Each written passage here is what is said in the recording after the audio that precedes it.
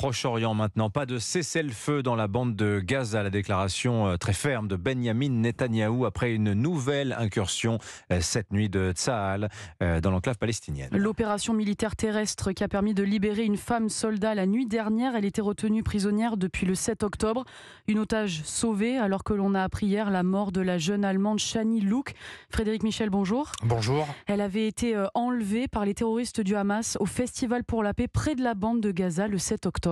Inconsciente à l'arrière d'un pick-up, le corps désarticulé et en partie dénudé, les images de Shani Louk entourée de terroristes du Hamas exultants ont fait le tour du monde. Des images choc symbolisant le calvaire des otages et la barbarie de leurs ravisseurs. Quelques heures après leur diffusion sur les réseaux sociaux, dans un émouvant message, la mère de cette jeune germano-israélienne, convaincue d'avoir reconnu sa fille grâce à ses tatouages, appelait à l'aide les autorités des deux pays. La famille savait Shani Louk grièvement blessée, mais espérait qu'elle sortirait de cet enfer en vie. Le Hamas avait même affirmé qu'elle était soignée dans un hôpital de Gaza. Les circonstances exactes de sa mort restent encore floues.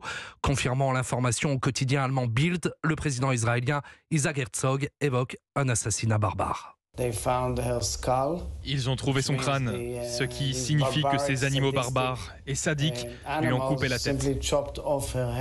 Et le chancelier allemand Olaf Scholz a lui aussi réagi, déclarant que les circonstances du décès de la germano-israélienne de 23 ans montraient toute la brutalité du Hamas.